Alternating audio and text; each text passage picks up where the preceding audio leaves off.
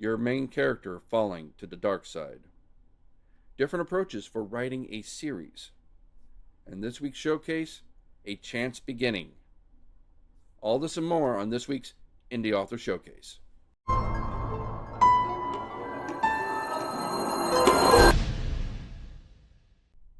Welcome to the Indie Author Showcase, the podcast by indie authors for indie authors. I am your host, multi-award-winning author Chad Robert Morgan, and let's get started.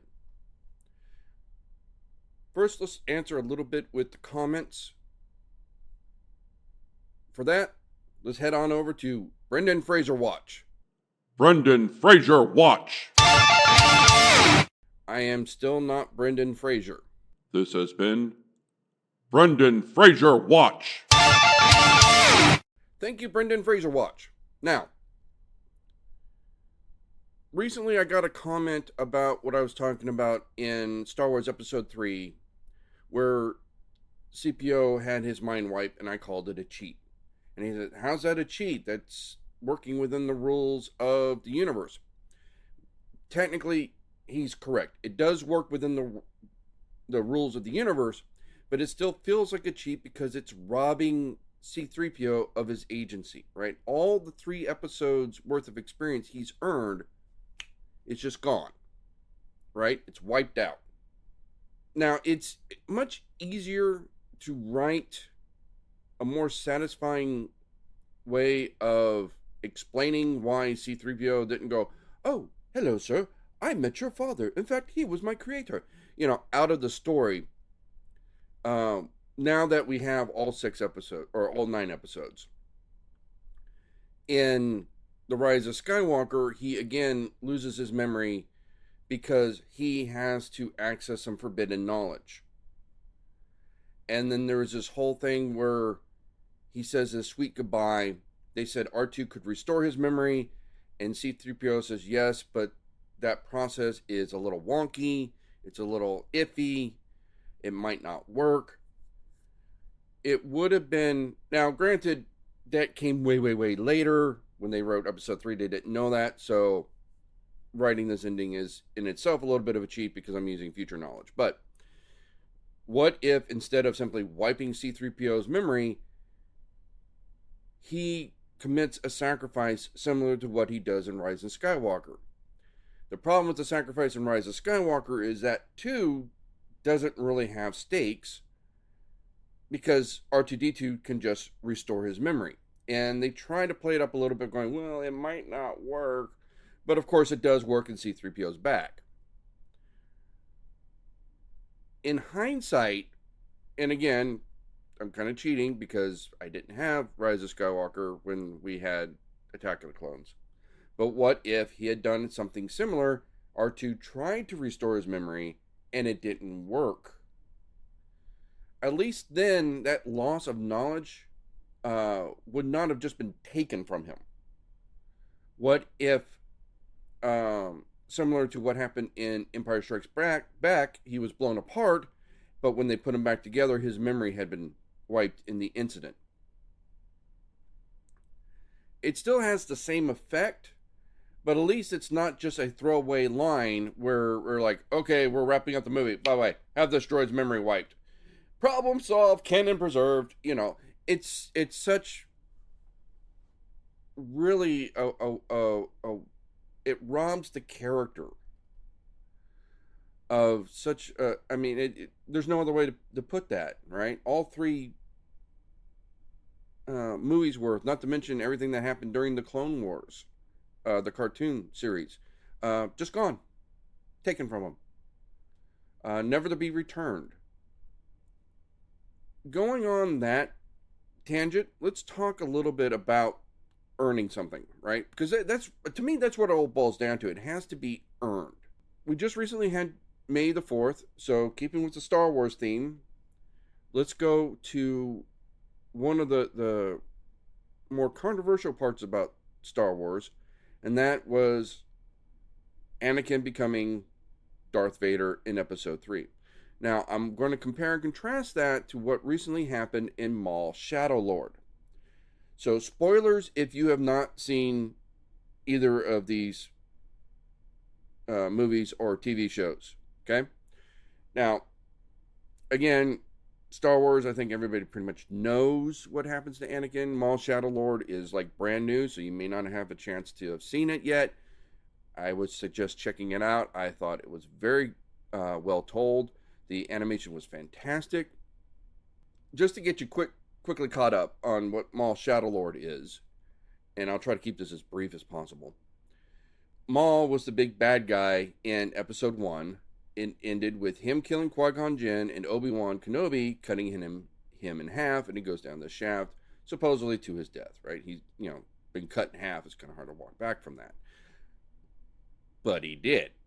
In the cartoon show, Clone Wars, we find out that he did survive, and he cobbled together from the scraps a pair of spider-like cybernetic legs. Later, he replaces those with a pair of cybernetic legs more akin to what humans would walk around in. So he's back to being bipedal. In Clone Wars, he starts on this crusade to restore power and take down Darth Sidious, who has betrayed him. At one point, becoming ruler of Mandalore because he got the Darksaber. Later, in Rebels, he shows up again to try to coerce Ezra to join him. And he finds Obi-Wan Kenobi out in Tatooine, and they have one last battle, and he dies. There is also a quick blink of you miss it cameo in the end of Solo, where it's revealed that he is in charge of the crime syndicate. So this cartoon series is filling up some of that backstory of how he became a crime lord and what he was doing. So in this series, it's I believe it's a 10-part series. While he's going on his mission to regain power and rule the underworld of the world of Star Wars,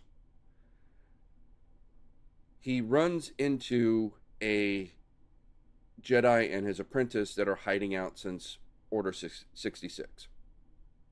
Order 66 is when the future Emperor gave the clones a command to turn on all the Jedi and wipe them out. So that's how he killed the Jedi, was a sneak attack. Maul gets it into his head that this Padawan is going to be his new apprentice. And throughout this 10-episode arc, he is basically seducing her to the dark side. In Maul, a lot of the people on the internet who are hardcore fans of Star Wars was already pretty convinced that this character was going to turn to the dark side because of a legacy character known as Darth Talon. Now, going into that is a whole thing, and I've already rambled about this too much. But the point is that there was, before Disney bought Star Wars, there was this whole universe of comic books and stories that Disney went, don't count.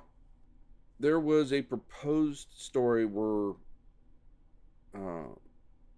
Maul was going to come back and he was going to have this apprentice known as Darth Talon, and everybody saw the similarities, and they thought, well, this might be their way of bringing Darth Talon into the main canon.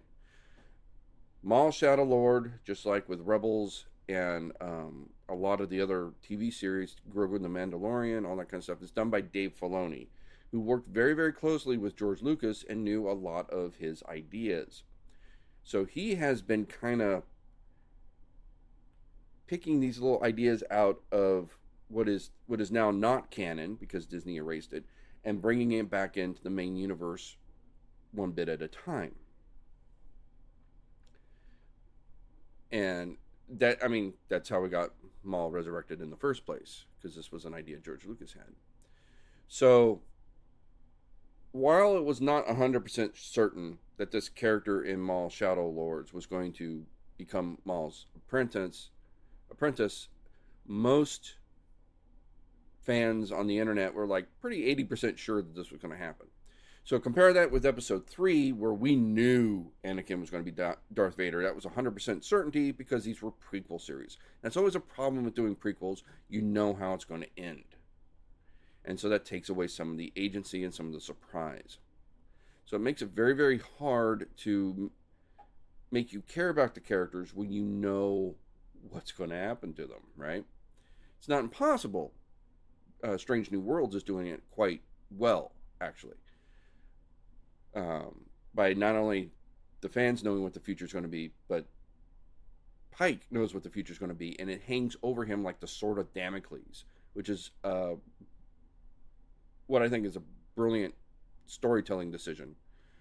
Because even when he sees his future coming up and he tries to get out of it, he's shown the repercussions of that and has to basically say, okay, I have to accept my fate or things are going to get much, much worse. And sometimes he gets very, very, I know what's going to happen. What do you want me to do? He gets very, very melancholic about it. So I think that part's brilliant. It gets around the problem of, what do you do when the future is foretold? Well, you let your MC know about it too and let him deal with it. But getting back on topic, so unlike Acolyte, where we didn't know who was going to turn to what and everything like that, we knew somebody was going to be a bad guy because that was sort of the point of the show. We have episode 3 where we knew the hero was going to turn into a villain, and we had Maul Shadow Lords where we were pretty sure that one of the heroes was going to turn into a villain, right? So it's a pretty close 1-1. So now we got all the history and the backstory, you know where we're starting from. Why did Maul, in my opinion, work and episode 3 didn't? There's a lot of times in the prequel series, not in the first movie. First movie, he was just this cute little kid. He was this perfect little angel. He could do no wrong. So we can just kind of take episode 1 out of the equation. In episode 2 and episode 3, they try to sprinkle these little things where, oh, look, occasionally he can be a bad guy. To me, that doesn't work, right? Because first of all, it's not a steady build-up, right? Oh, he killed the Tusken Raiders in episode 2.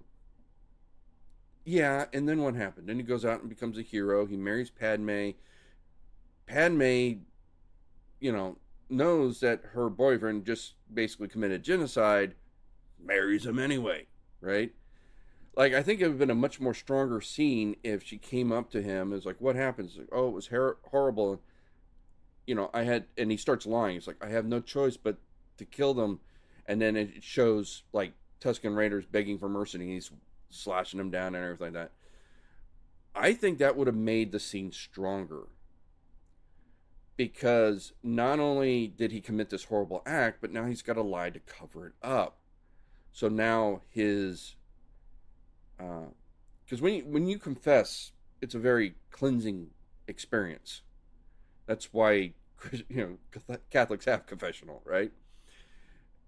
If he didn't confess it, if he kept it to himself, it not only kind of adds to his darkness instead of making it a one and done, but it also kind of forgives Padme for still marrying this Nazi, right? She's not okay with this, but she's okay with this. You know what I mean? She's like, no, what you did was horrible. Please marry me and let me have your children. Then you could have gone on to episode 3, and the Chancellor could have gone like, yeah, by the way, why don't you tell me the truth about those Tusken Raiders? It's okay. You can trust me. I won't spill your secret. I think, I'm trying to remember. I think there was again, it was almost like a throwaway line where he mentioned, yes, the incident in the desert or something like that. But then that could have been like this bonding moment between them, right? That was one thing that we saw throughout episode 2 and 3 was the Chancellor trying to get close to Anakin, right? So that part works a little bit. But that would have been an even more deeper connection, because it's like, it's okay, we're going to share this dark secret, just you and me. The Jedi don't need to know. But they don't do that. Instead, they talk about his dreams of Padme dying, and he entices him with some Jedi magic, Sith magic of bringing her back to life, right?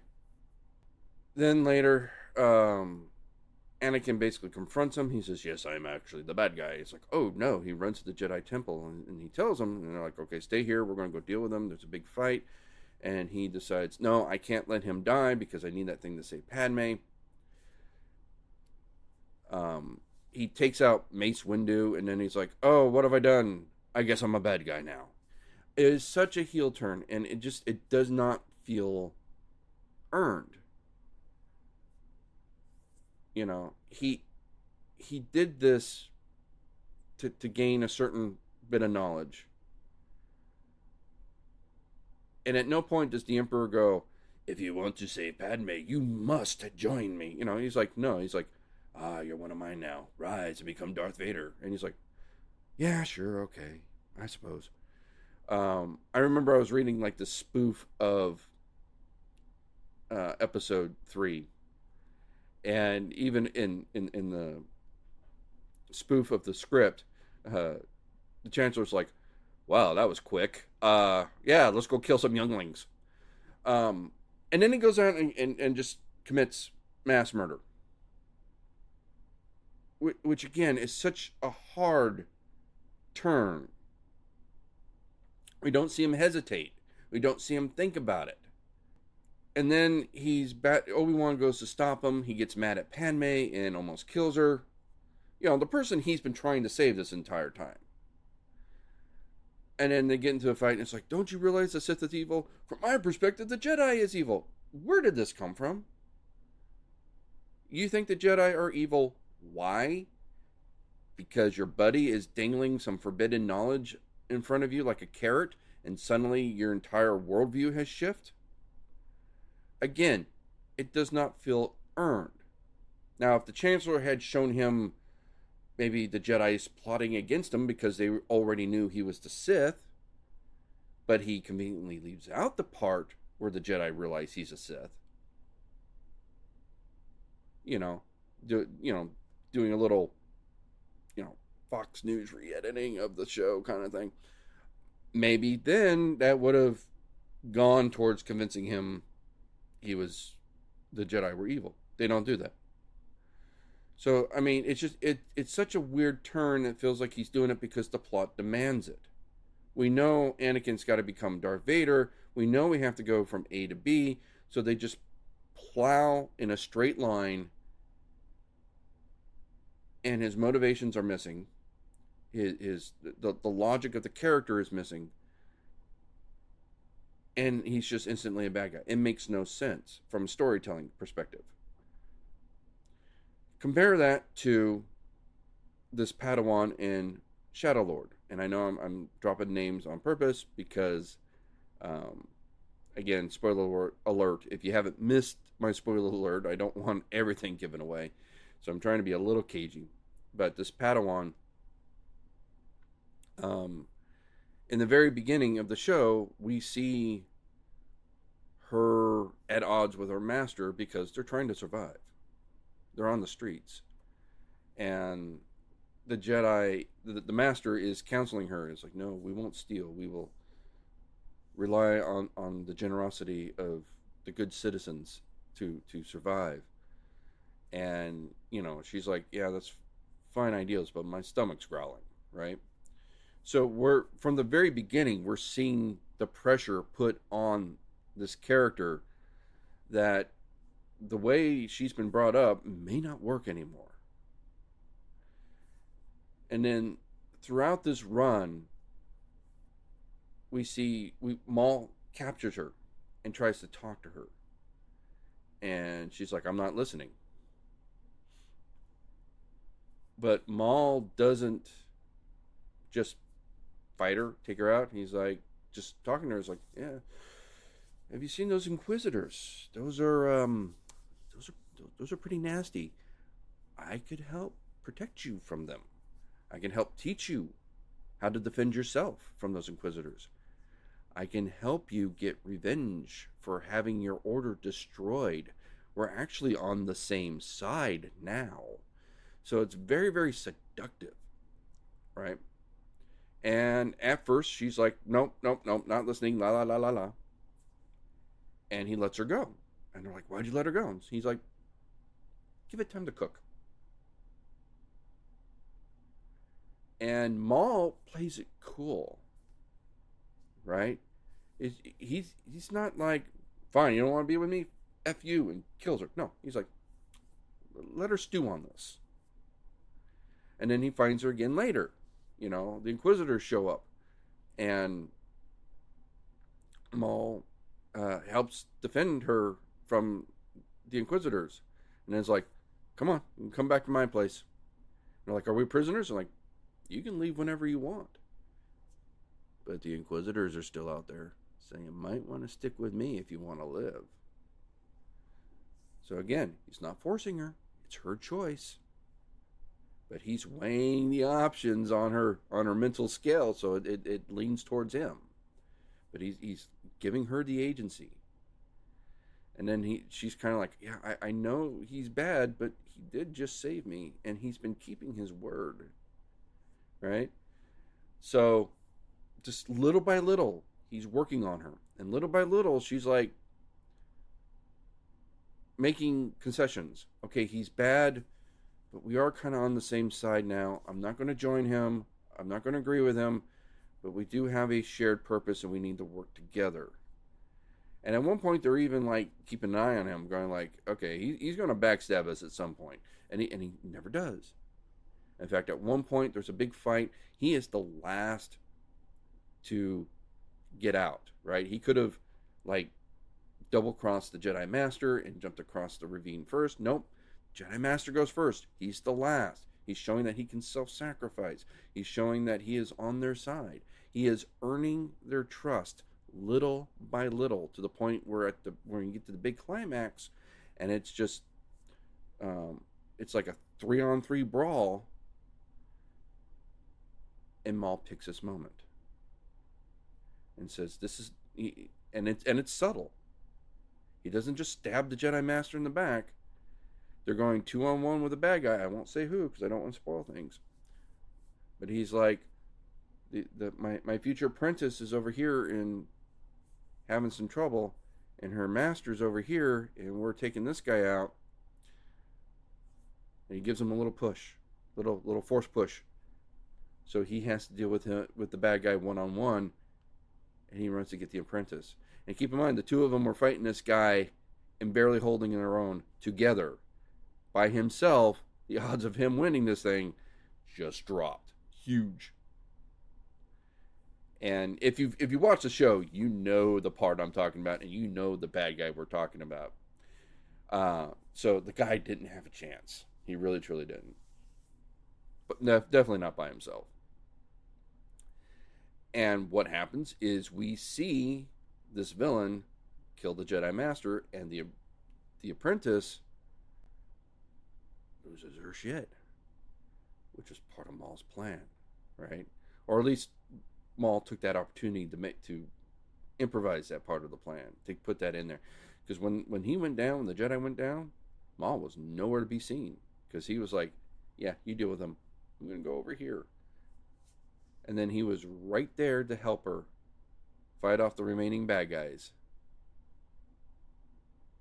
And then, so now it's at the end, and she is filled with rage and hate and wants revenge, which is exactly where Maul wants her. And she looks at him and she says, I'm ready. Let's do this. It took 10 episodes, a very slow, steadying build up, but we got there. And when she turns, it is earned. It was not a quick heel turn. They could have done that in Star Wars. I mean, episode 2 and 3, that's 4 hours, right? 4 hours cut into 30-minute segments. That's 8. That's the equivalent of Maul Shadow Lord's first 8 episodes. So in terms of time, of span, they had the time to do it, right? It's not like, well, the movies were short. No, the movies were a bit shorter if you don't count episode one, which again basically just introduced Anakin as a cute little kid. So we'll take that out of the equation and just focus on two and three. But yeah, you could have really weaved in and slow walked that turn to the dark side, but they don't. They have him have a moment of evil in episode two, which everybody just sort of glosses over. I killed him, and not just the men, but the women and the children too. Let's go get married. You know that. You know that really robs Padme of her character arc as well. That's not the character she is. To forgive that, and she never mentions it. She never like worries about him or anything. It just goes in and out of her mind. And then in episode 3, he's having some nightmares. Chancellor says, I got a way to fix it. And he just does this quick heel turn so he can possibly save his girlfriend, his wife, that he later almost murders himself. And then he gets upset about it at the end. No! You know, the plot points don't line up, right? And it just feels like he's forced down this path and he's banging against the walls because he knows that that's not the right way to go, right? And what I mean by that is it's not the right, you know, it's not like he's fighting trying to become Darth Vader. He has to become Darth Vader, right? It's canon. It's history. But there was a path, an earned path to get there, and someone just put him on a bullet train and shot him straight forward. And from a storytelling perspective, it's absolutely horrible. It does not work. Whereas the Padawan in Maul Shadow Lord, so earned with every single episode. She is getting just a little bit and a little bit more in debt to this Maul guy, and she's just coming around just a little bit more and a little bit more until finally at the end, she's convinced. It is so earned. You feel it. Not only do you feel it, you kind of sympathize. You know it's a mistake. You know she shouldn't be doing this, but you're like, but I get it. It's kind of like that old Chris Rock joke when he was talking about O.J. Simpson. Now, I'm not saying he should have killed her, but I understand. This was what was with this character in Maul. We're not condoning what she did, right? We're not condoning her joining Maul. We know he's the bad guy. We know he manipulated her. We know that she is making a mistake. But we understand it. We understand how she got to this position. And we kind of sympathize because we're like, I could see myself getting there too. We can't see ourselves becoming Darth Vader. We can't see ourselves, oh, I killed Mace Windu, now I'm going to take out a school.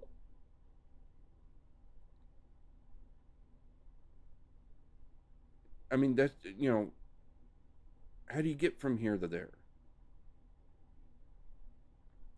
I was actually watching a video from Plot Heads, which is a really great channel if you want to sharpen your writing skills. I stumbled across this in my feeds, and I binged, like, I don't know, must have been about a half dozen to a dozen episodes. And he did this really great breakdown on turning a character dark. And the first step is you basically make a small sacrifice, right? Which again could have been Anakin in episode 2 where he killed the Tusken Raiders. He knew it was wrong, right? To go save his mother is one thing, but to take revenge and kill all of them, not just the men, I mean, but to take out the children,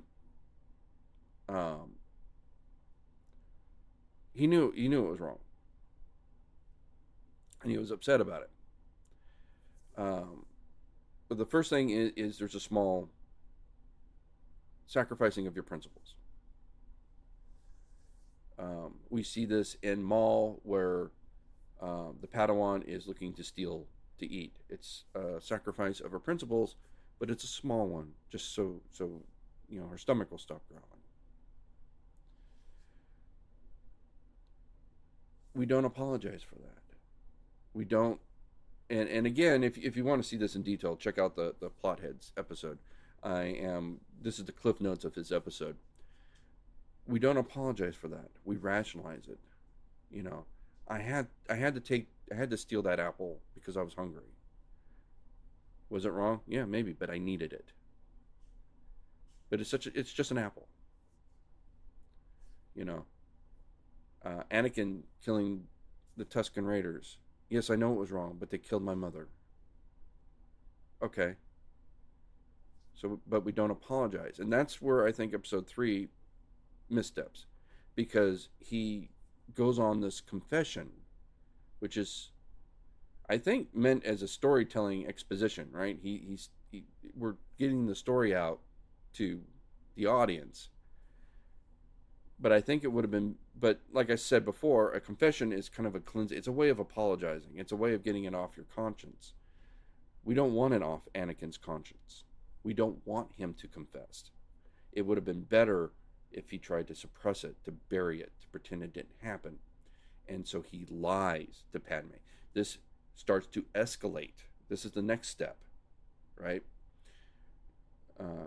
You commit a lie, you get found out. Instead of coming clean, you have to start doubling down. And now you are sacrificing your principles a little bit more to protect the first one. And then you start this slow stair-stepping. And that is what I think is missing in the Anakin the Vader arc, whereas Maul Shadow Lord did that quite well.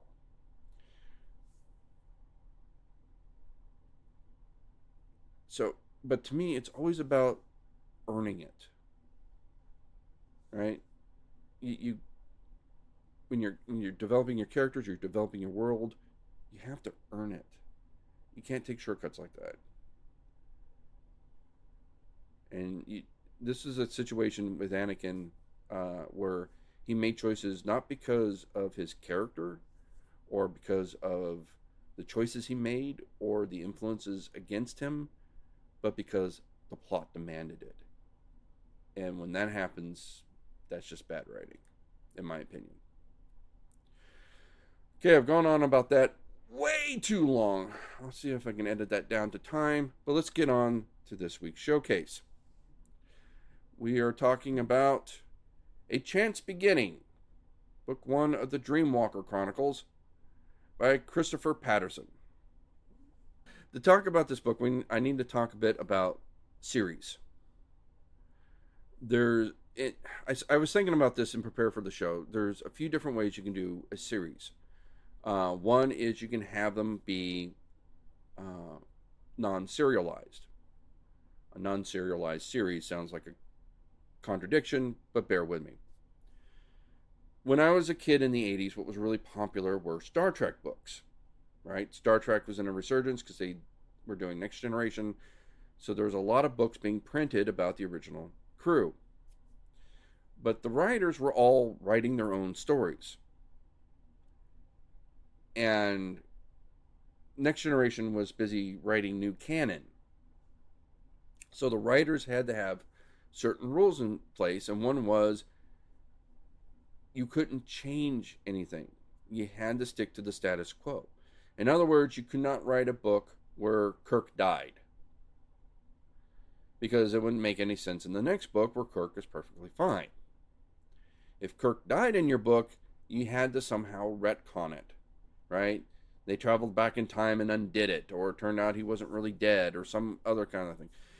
This is typical of actually Star Trek as a TV series. You can watch the shows in pretty much any order. There's only one show in all 3 seasons that's a direct sequel to another episode. That's the only one you got to watch in order. You got to watch that one. You got to watch this one before you watch this one, otherwise it doesn't make sense. Other than that, you can watch any of them in any order. and I mean that's a TV trope, right? And they do that on purpose, so when you go to syndication, it doesn't matter what order you watch them in, and you can just enjoy them. So that's what I mean by a non-serialized series. You know, the same characters, same world, but each episode is unique and distinct and doesn't affect the next one. Move on to that, you have your serialized series. Now, there's two ways to do this. The first one would be similar to like Farscape, which is a great sci-fi show, but it's hard to watch the episodes out of order because they maintain that history, right? There gets to be a point where the main character is split, and then our main group of characters get split into two different groups. One version of the main character goes with one group, one version of the main character goes with the other. One of them winds up dying, and then when they reform, they have to deal with the fact that one of them is dead, a copy of the main character.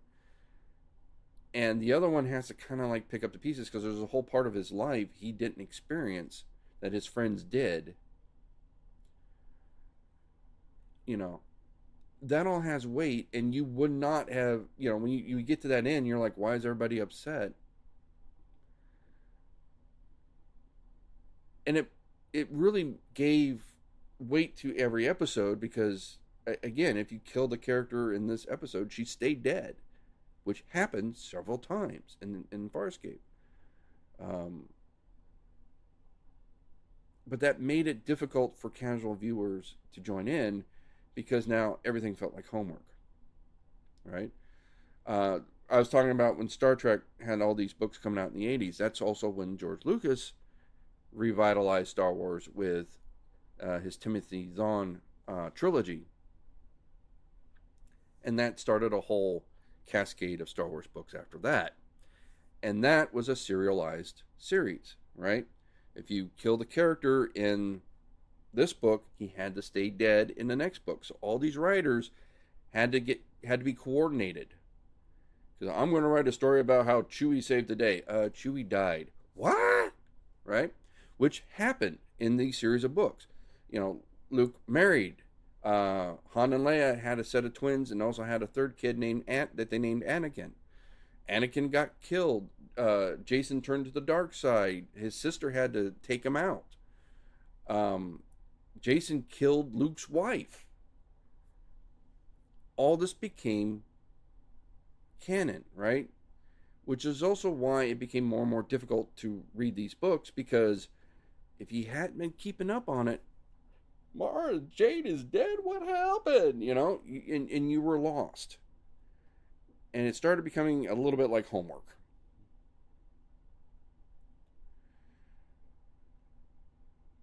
The third way of doing a series is what I call J.R.R. Tolkiening it. And that is you just write. Your story doesn't have a beginning, a middle, and an end. It just keeps going. This is your typical soap opera approach. This is what you see a lot in comics. The story just continues. It doesn't actually, every episode doesn't really end. It's just to be continued next week, right? That's like traditional 50s Buck Rogers. You know, you went to the movies, you watched it, and the show didn't actually give you a satisfying ending. And they didn't give you a satisfying ending because they wanted you to come next week to see what happened next. And it was meant as a hook. A lot of fantasy people look to J.R.R. Tolkien and they mimic this. Personally, my humble opinion, that's a mistake. And the reason I say that is because my understanding, and maybe I got the story wrong, but J.R.R. Tolkien wanted The Lord of the Rings to be one single book. And the publisher was like, yeah, no. That will be huge. Everybody's going to have to wheel their copy out on a dolly. That's not going to work. So they forced them to split it up. That's why Fellowship of the Rings just sort of ends. Right? It just stops at a weird place. Right? Everybody breaks up. Pip and Merry are kidnapped. Frodo and Sam go off on their own, and everybody split up. The Two Towers seems an even more arbitrary place to split, right?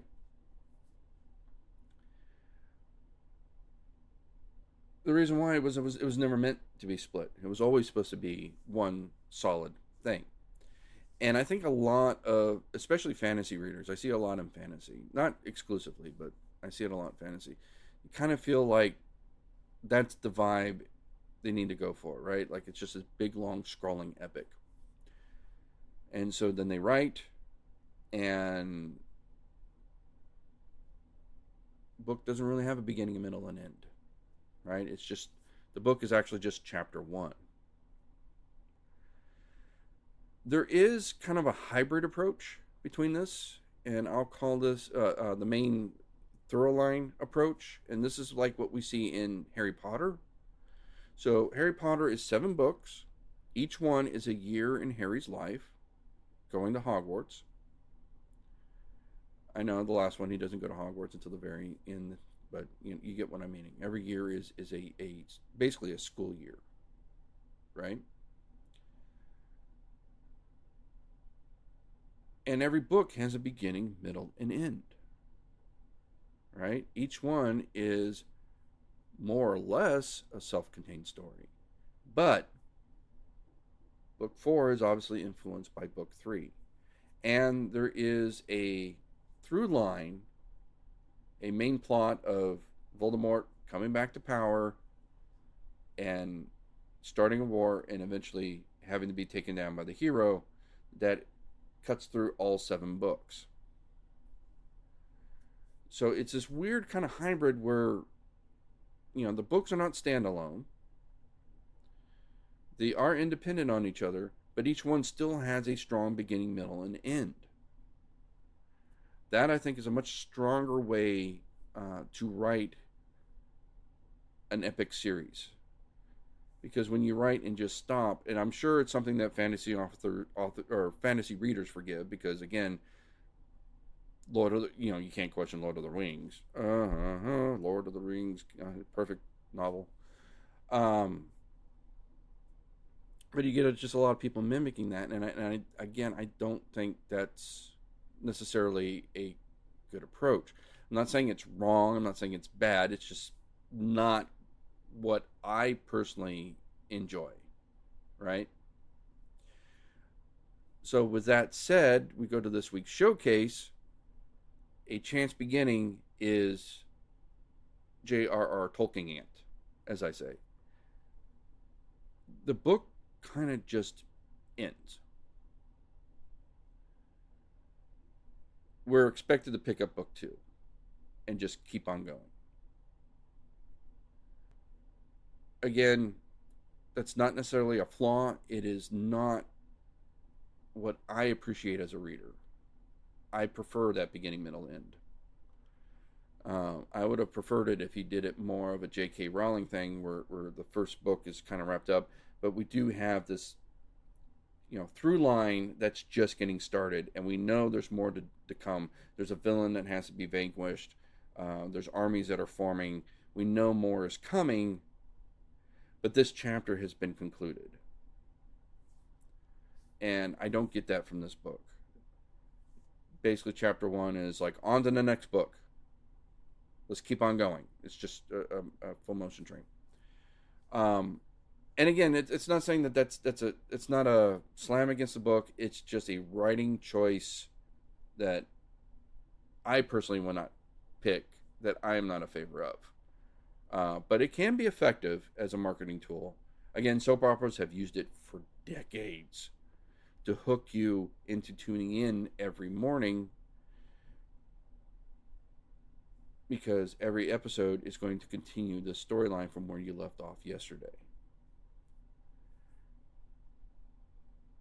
So what did I like about this book? Well, one of the strongest aspects of this book, I think, was the characters.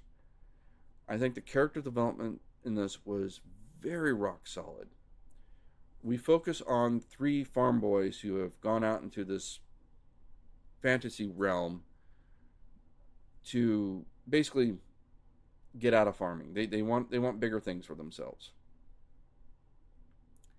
And they very quickly find themselves in a world that is way bigger than they realized, and getting into troubles that they never envisioned.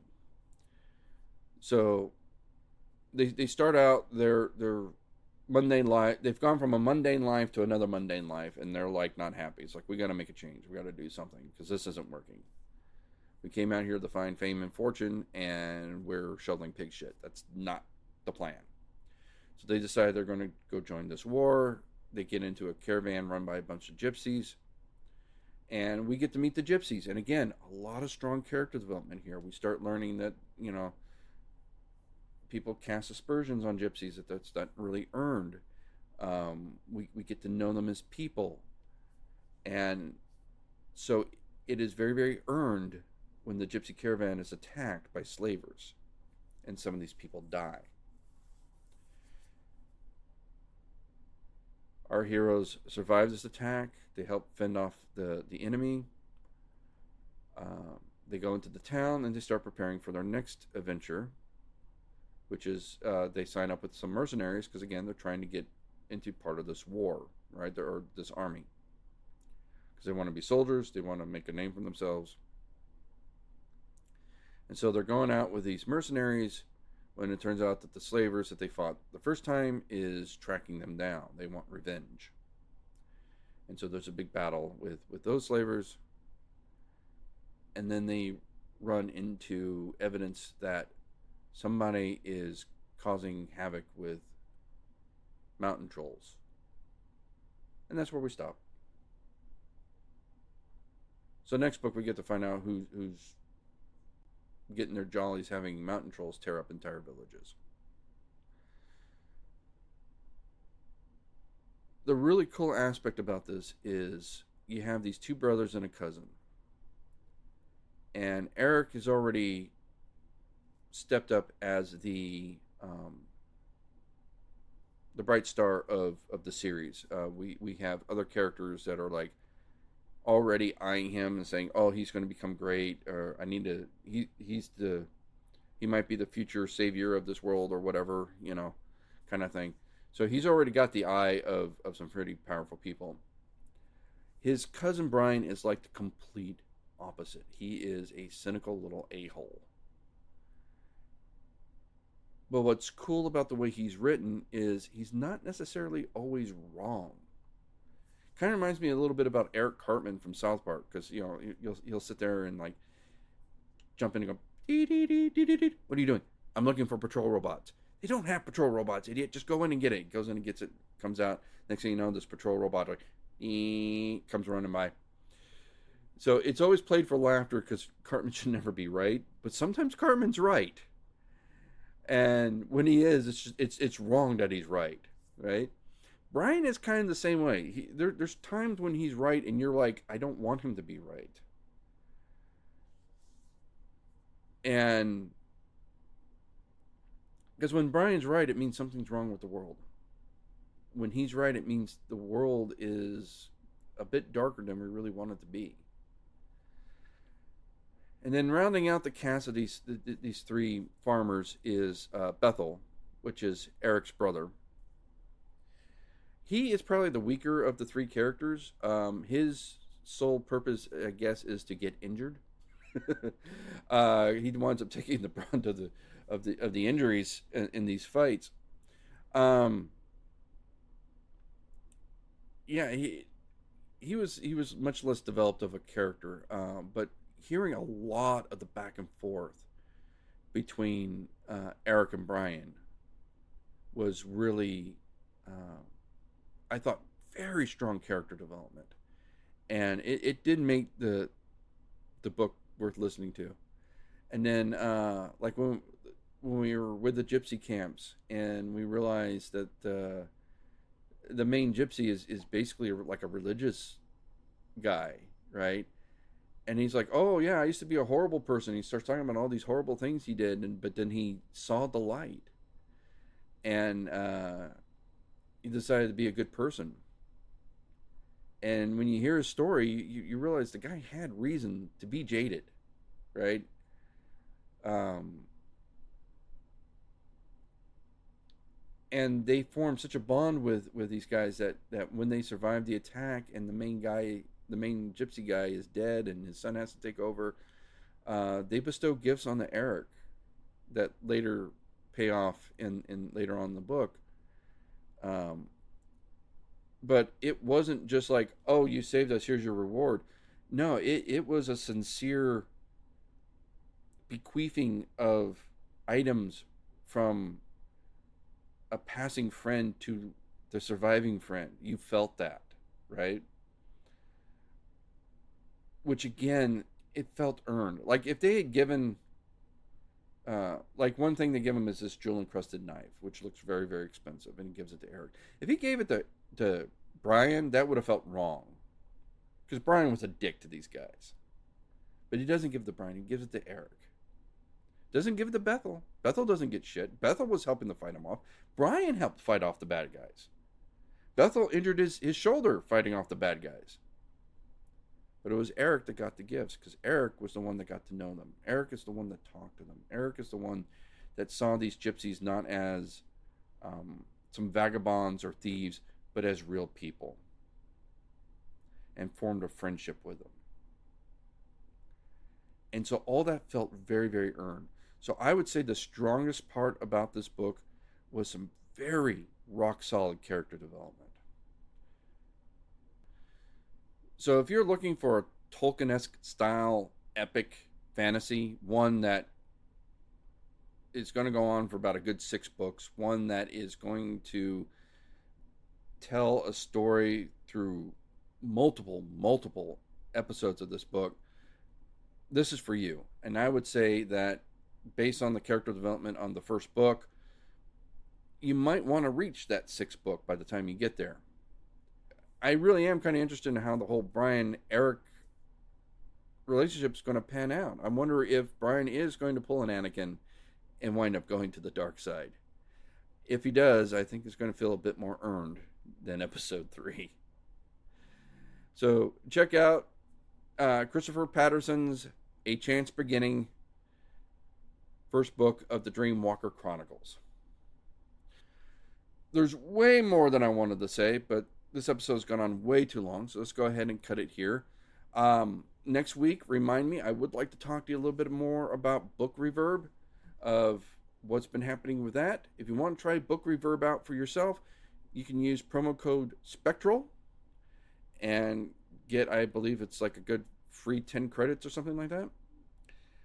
And I will let you know a little bit more about what's happening with Book Reverb next week. Until then, folks, keep on reading.